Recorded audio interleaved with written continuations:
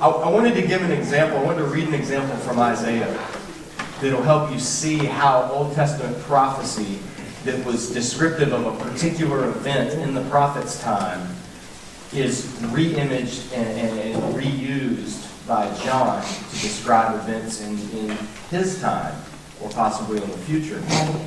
And if you have a Bible, you can turn to Isaiah 34, but if you don't, okay. Isaiah 34 presents a judgment. Isaiah is given a vision of judgment against the nations who have oppressed Israel.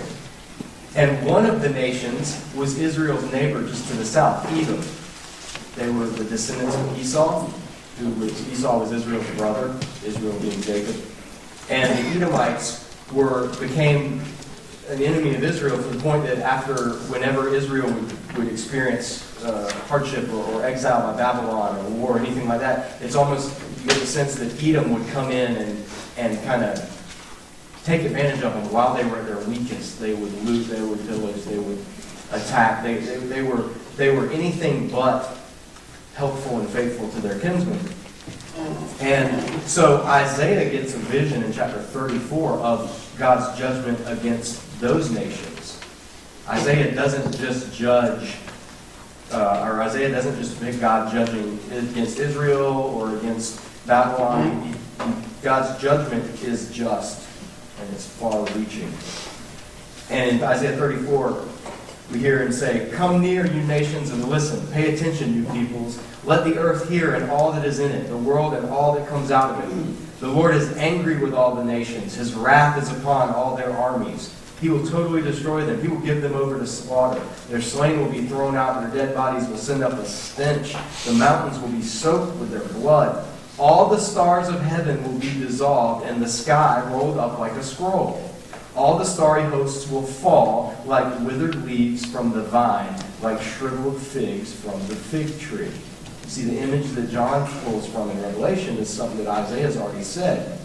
Then he goes on in verse 8 to say, "For the Lord has a day of vengeance, a year of retribution, to uphold Zion's cause.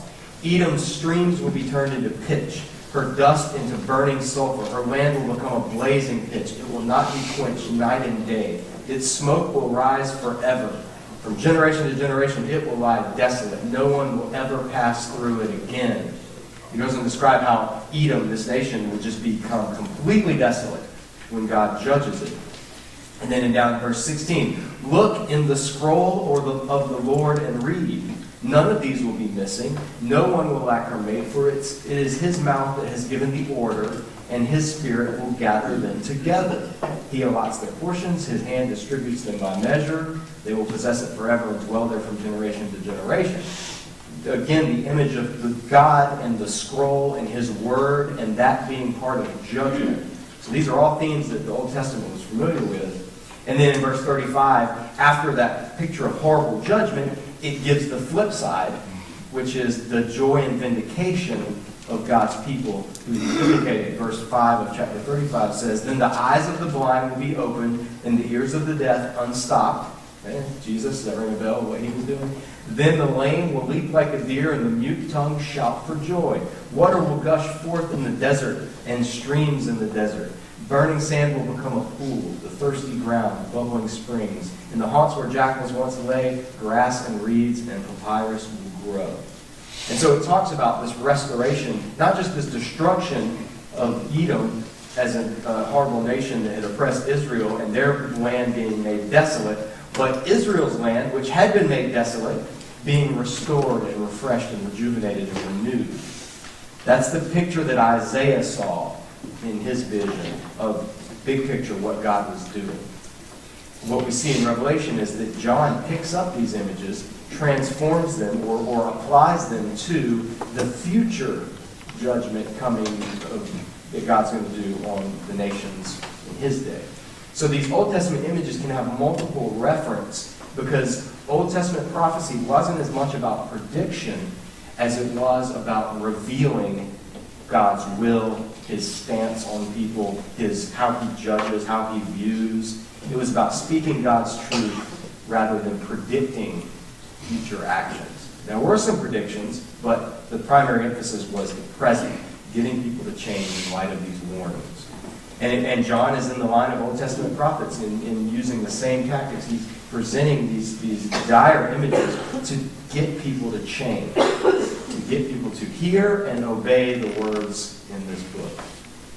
So, he's just painted a picture of final judgment at the end of chapter 6 of Revelation. The things that are associated with the coming final day of the Lord in the Old Testament have just started to happen. With the opening of the sixth seal, the sky rolls up like a scroll, the stars fall, it's final judgment time.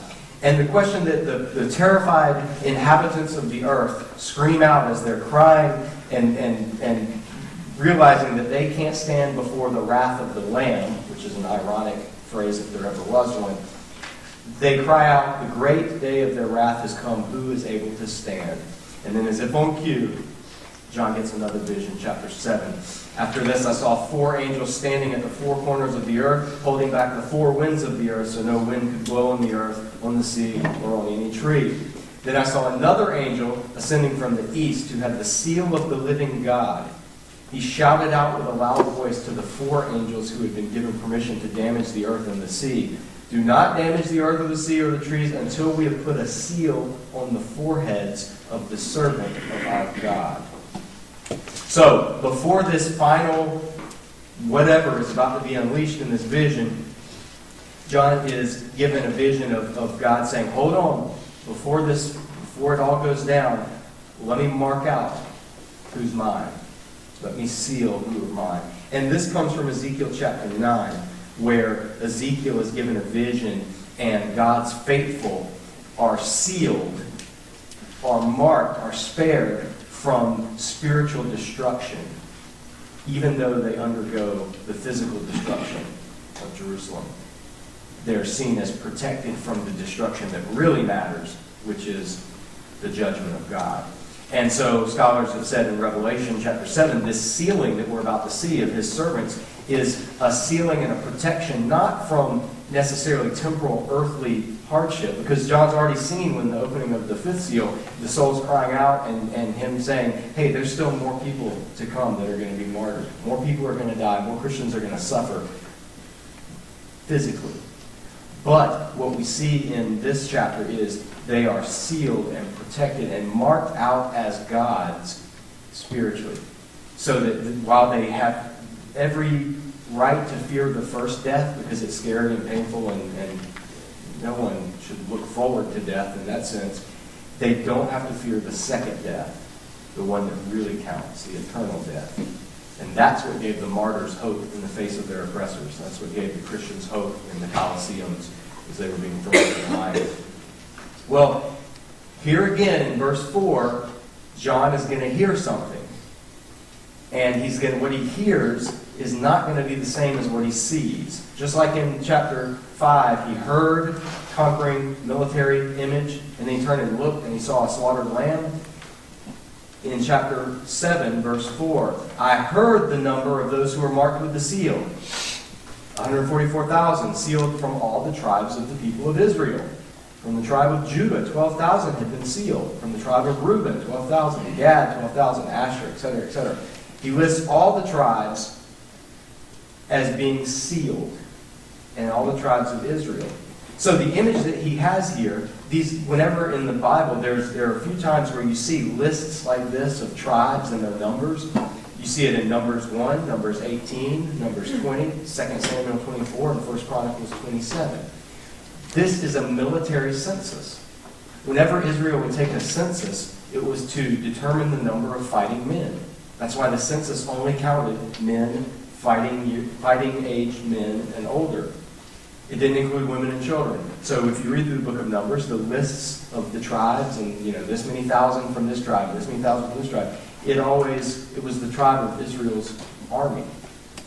And that's what John hears. He hears the number of God's servants are the army of Israel.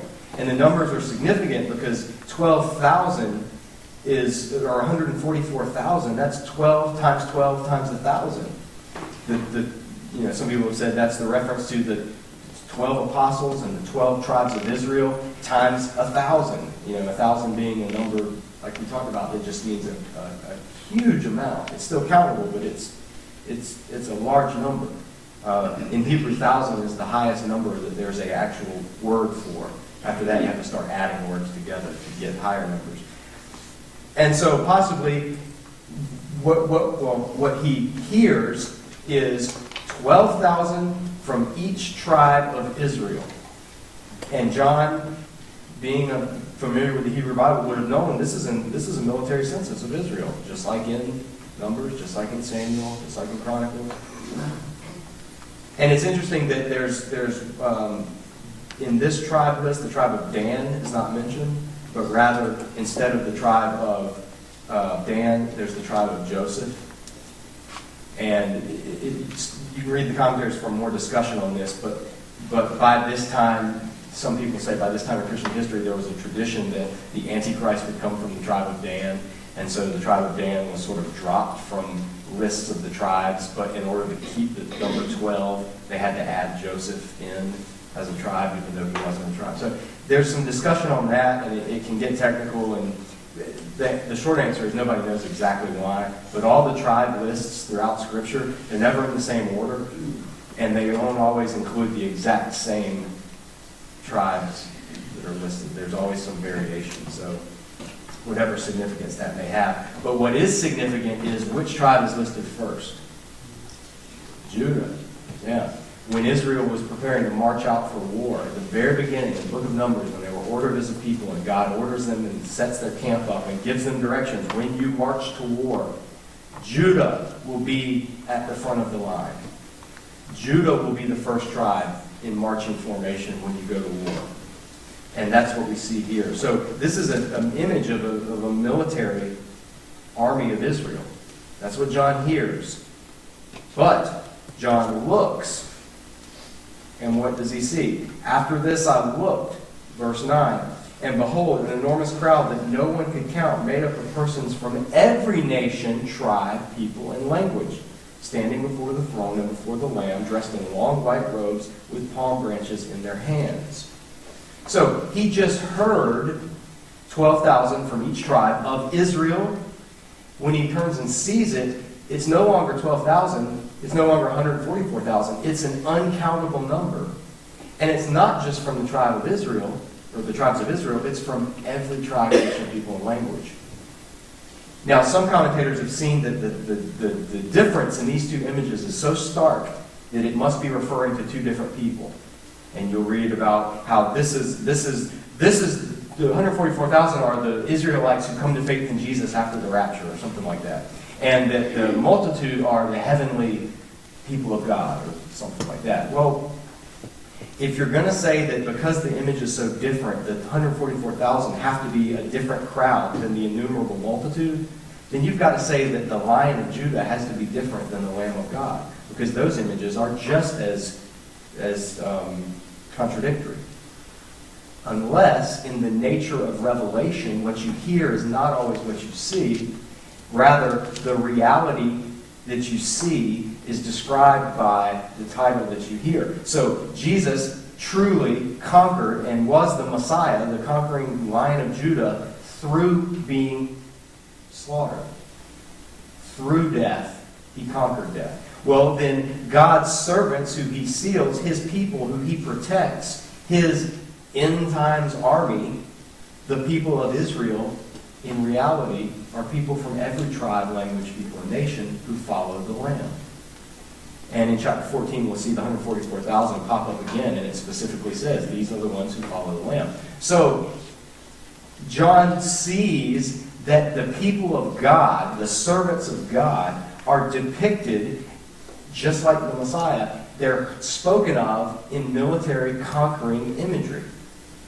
But when he sees them, he sees that they're a vast multitude, not carrying swords, but carrying palm branches in their hands, not dressed in battle gear, but dressed in long white robes. And so the emphasis for that is that's how the churches in Revelation were to see themselves. In the book of Numbers, I gave you this note to the side, in the book of Numbers, the census, where Israel was numbered and counted for the army, was followed by trumpets that were blown. And Israel was in the wilderness in the book of Numbers without a home, but they were ready for battle with God leading their army.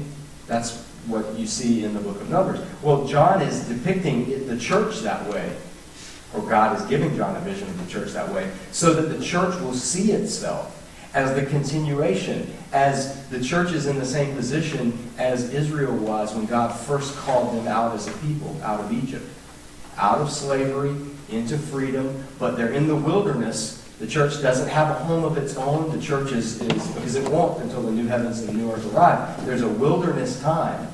But in this wilderness time, God protected and nurtured his people in Sinai. He's doing that with his people, the church, in Asia Minor.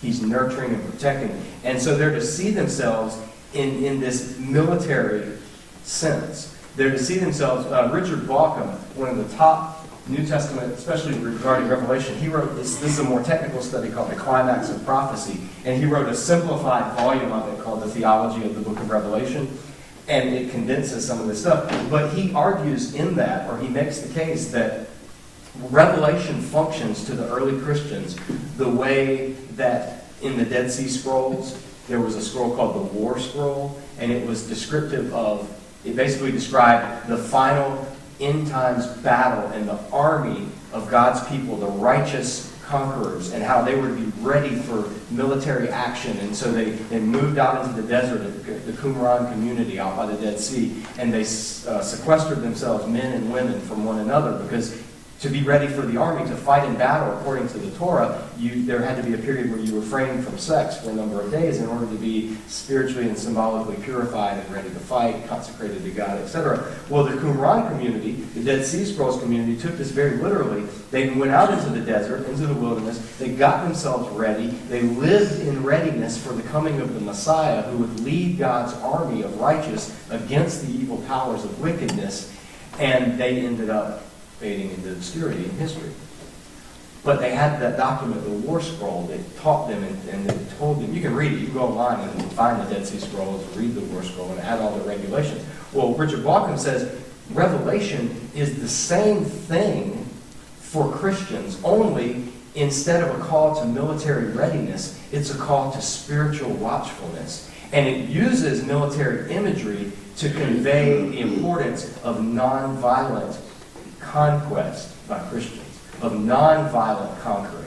It uses words like conquer and all-powerful and the army and Messiah and tribe of Judah. It uses all these military images, but it never once tells its people to take up military arms. Rather, it demilitarizes the literal way that they're supposed to live by using military imagery to give them a sense of something worth fighting for.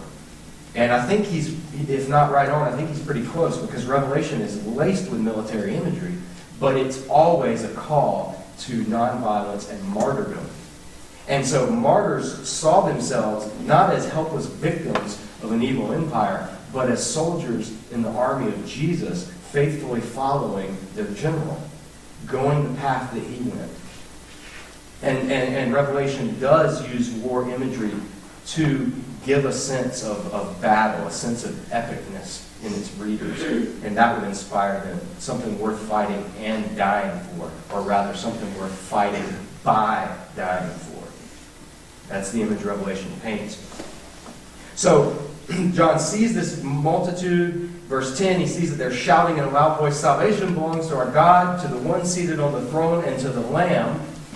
And all the angels stood there in a circle around the throne, around the elders and the four living creatures, and they threw themselves down with their faces to the ground before the throne and worshipped God, saying, "Amen, praise and glory and wisdom and thanksgiving and honor and power and strength be to our God forever and ever. Amen."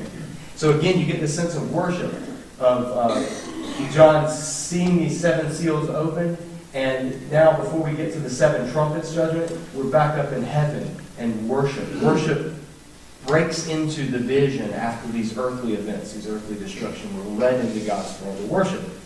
Well, in good apocalyptic fashion, John has a discussion with his angelic guide, in this case one of the elders. Verse 13, they ask me, these dressed in long white robes, the innumerable multitude, who are they and where have they come from? And John answers very candidly and very honestly, basically says, "You know, I don't know." In other words, John's saying, "I don't know, but I know you do, so tell me."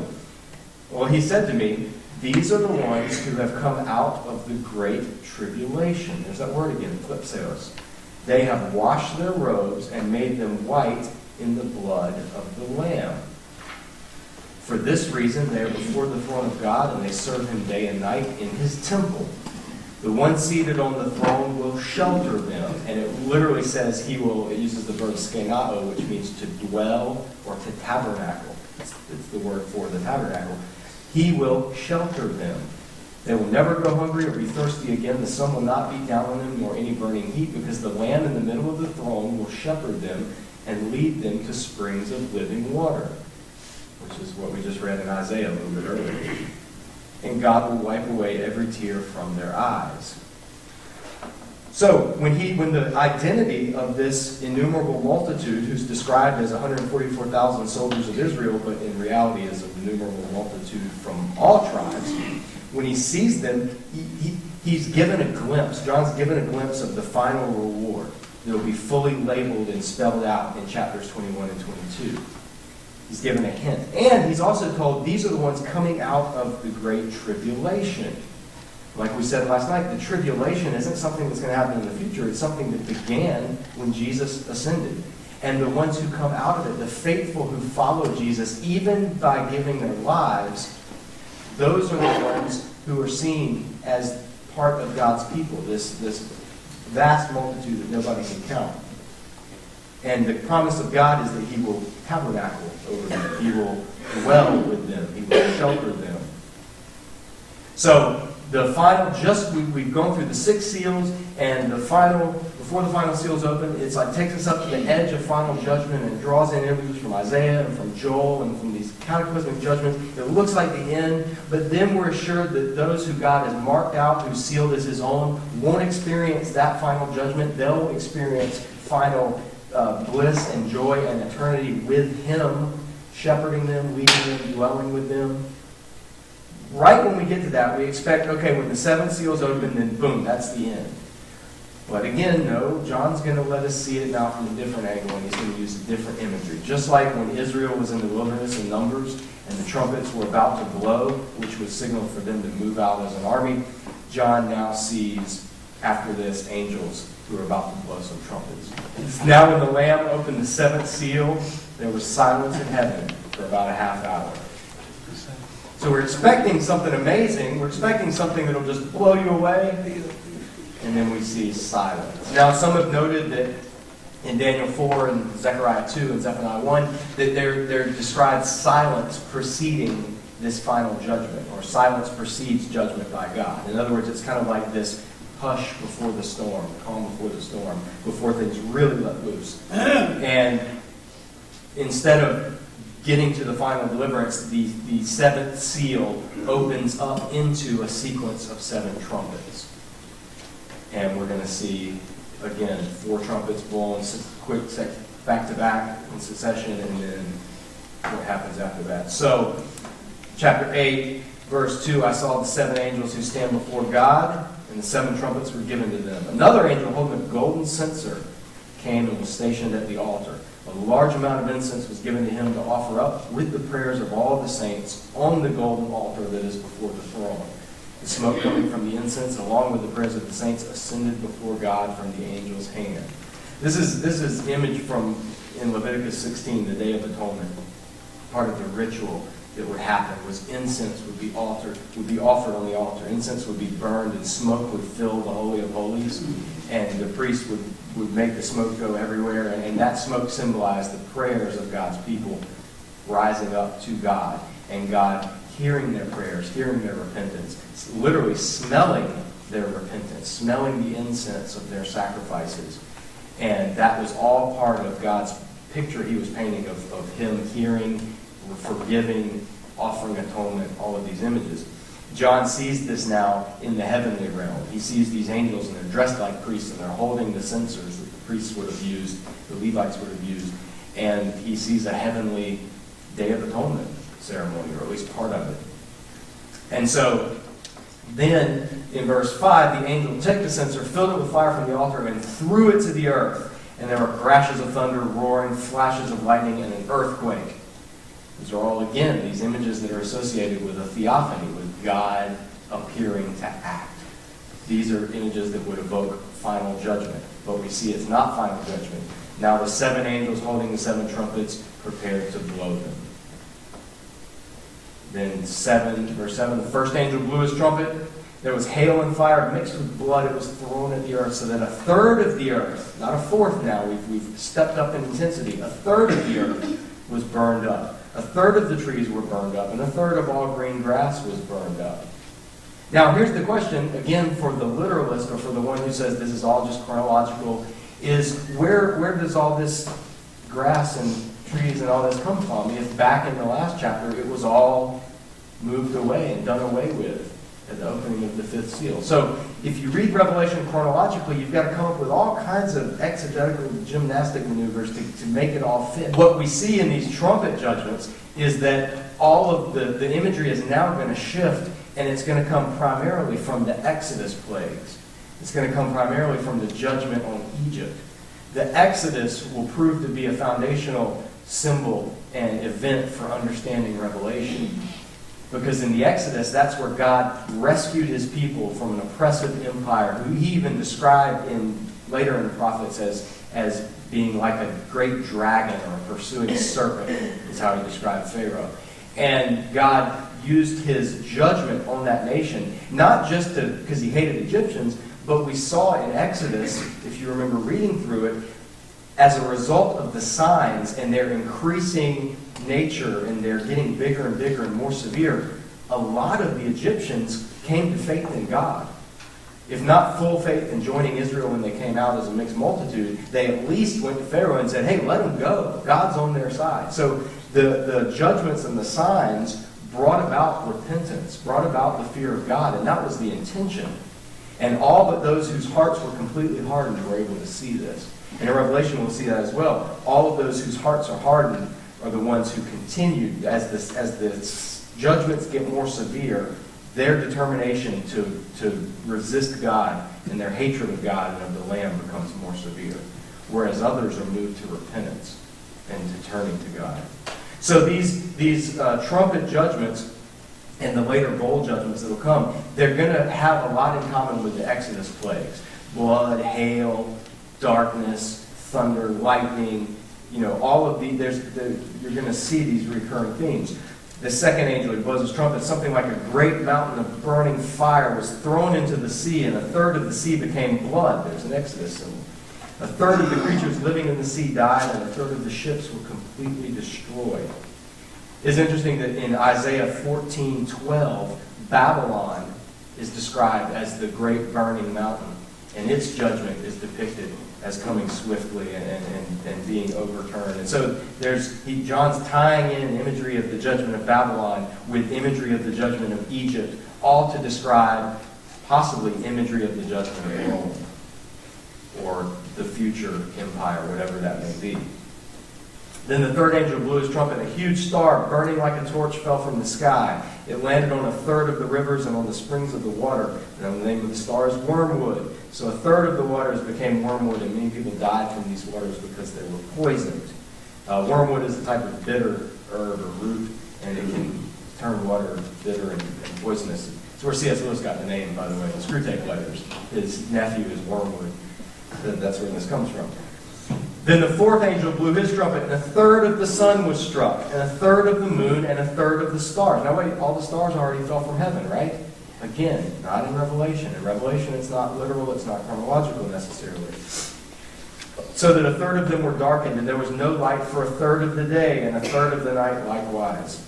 Then I looked, and I heard an eagle flying directly overhead, or that word is vulture. Eagle and vulture is the same word in Greek. Flying directly overhead, proclaiming with a loud voice, "Woe, woe, woe to those who live on the earth," there's that phrase again, "because of the remaining sounds of the trumpets of the three angels who are about to blow them." In other words, like a vulture hovers over a dead carcass, he sees this bird flying in the air saying, "You thought that was bad? Just wait for the next three." So there's an intensification of these images and these judgments. It's interesting, I'll point out this, and this is in your notes as well. There's an ancient Near East mythic motif that was common throughout the ancient world, and one form of it is the Canaanite myth about Aptar, who was called the day star, and he tried to take Baal's place, and tried to overthrow Baal. Baal was one of the mighty gods in Canaanite mythology, and Aptar the day star tried to take Baal's place, but was cast down to the earth instead. And he was referred to after that as the god of it all, meaning the god of the earth, where Baal reigns in heaven and Aptar was relegated to earth. Isaiah 14 applies this description to the pretentious king of Babylon, who aspired for power, but God, the judgment that Isaiah sees, he's cast down to Hades, cast down to Sheol. And then Jesus applies it to Satan when he sees when the demons are being delivered and people are saying, Jesus, look at all this stuff that's happening. And Jesus says, yeah, but I saw Satan fall like lightning. That's the Isaiah passage that he's referencing. And he applies it to Satan being cast down and the kingdom of God advancing and Satan's powerlessness in the face of the kingdom. And John applies it now to Babylon or Rome. And also later in chapter 12 we'll see to the dragon and Satan. And so this could be a way of looking at the final judgment, that the final overthrow of evil will be the final casting down, not just to the earth, but to utter destruction of the evil one who controls all the little evil ones who have risen throughout history.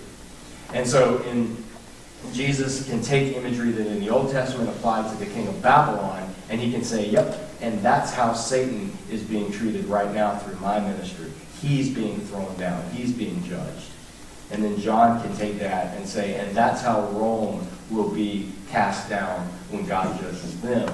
And that can all foreshadow the final judgment when all evil is cast down into the lake of fire and completely destroyed. So again, prophecy can be cyclical. It can have multiple reference, and it's not always a one-to-one, so we have to be careful. And this is where we have to figure out how to approach Revelation, whether we're a historicist or idealist or whatever, like we talked about last night. In Revelation, in the vision, they happen in a succession. In other words, there's not a huge period of time in the vision. But the question then is the vision describing events that will happen over a long period of time, or events that will happen in a short period of time? And people who are futurists say it's going to all happen relatively quickly at the end of history. And people who are idealists or historicists say, no, it's all happening throughout history. So what looks like 4 successions of judgment in Revelation is waves of judgment that have come and gone throughout history. And idealists say, no, it's God's ongoing judgment that happens whenever a worldly empire sets itself up and oppresses God's people. So it will depend, the answer to that question will depend on the view that you adopt as you read Revelation.